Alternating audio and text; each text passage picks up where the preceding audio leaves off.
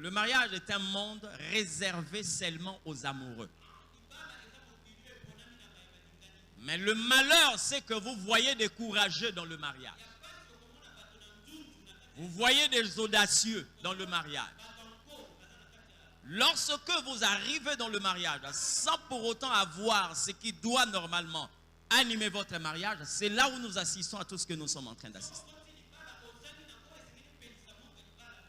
Il y a même de ceux-là qui pensent que le mariage, c'est l'argent. Vous allez découvrir avec moi ici, quelquefois, ce n'est pas l'argent.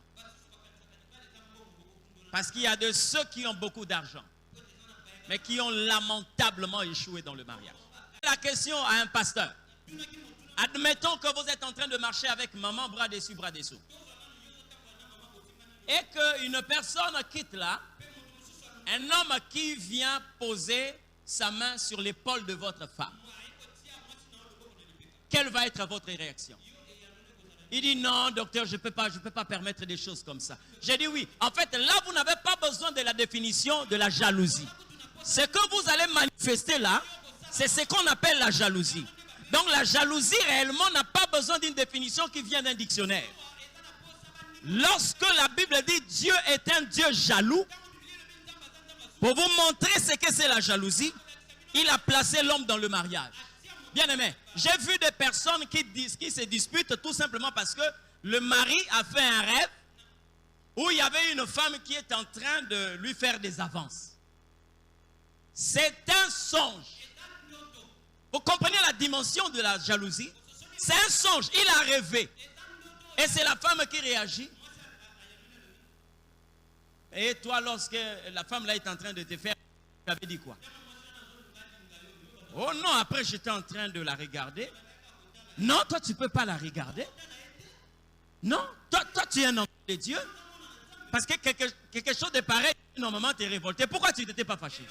Bien aimé, le problème est parti de là. C'est un songe, ce n'est même pas une réalité.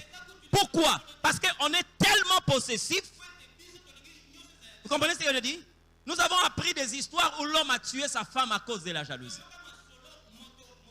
La femme a préféré manquer l'homme et ne jamais partager cet homme à une autre femme. À cause de quoi? La jalousie. Et quand la Bible dit, Dieu est jaloux. Si vous voulez connaître ça, venez dans le mariage. Vous allez connaître ce que c'est la jalousie. Donc vous mettrez votre dictionnaire de côté, micro Robert, je ne sais pas, la roue, c'est tout. C'est que vous allez vivre là. C'est ça la jalousie. Lorsqu'on parle de la fidélité, oui, Dieu est fidèle. Mais qu'est-ce que la fidélité? Regardez le mariage, vous allez comprendre ce que c'est la fidélité. Amen. Et en cas d'infidélité, vous allez aussi comprendre certaines natures que nous trouvons en Dieu. L'amour, la jalousie, l'infidélité, plusieurs choses, nous découvrons cela dans le mariage. Aujourd'hui, vous pouvez avoir les hyènes.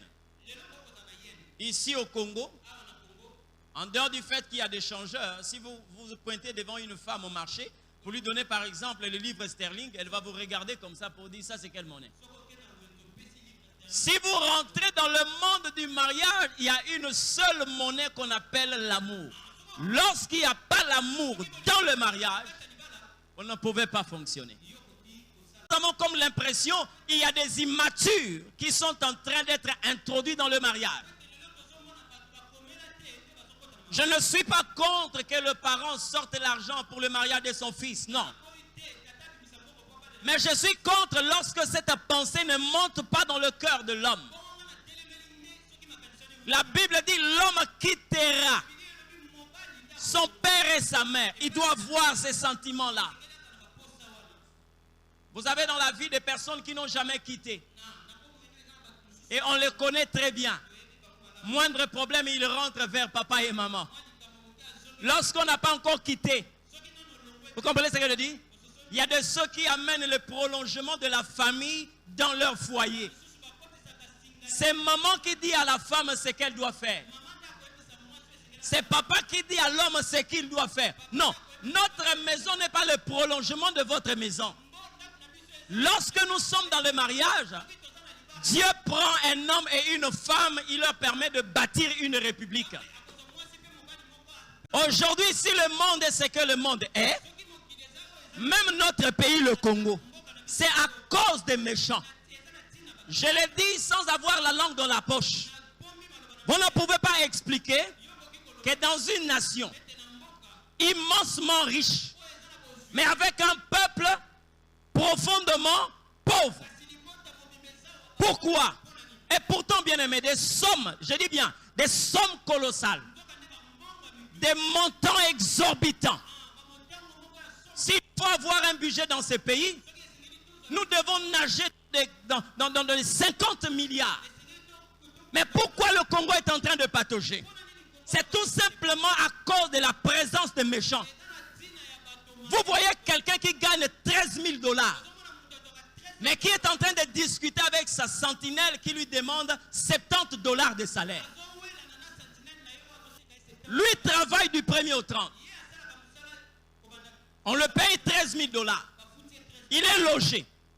Il est véhiculé. Vous comprenez? Mais le travailleur, la sentinelle, qui quitte chez lui du 1er au 30, pendant que toi tu es dans ta maison, lui il est dehors.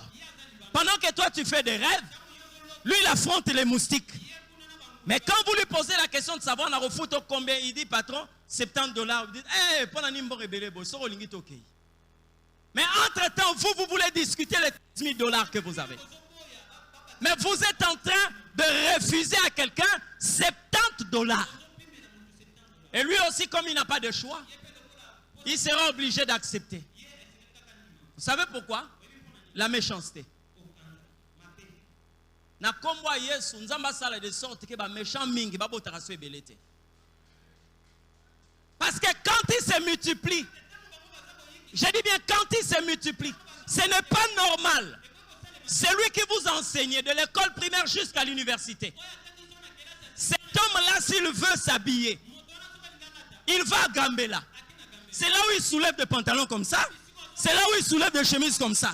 Mais vous que lui a instruit, si vous voulez vous habiller, c'est par exemple à la galerie présidentielle que vous allez vous habiller. Mais la personne qui vous a donné cette intelligence-là, et lorsqu'on dit non, nous devons augmenter le salaire des fonctionnaires, ces gens de personnes disent que non, bon, ça n'a pas été. Amen. Regardez sa suite.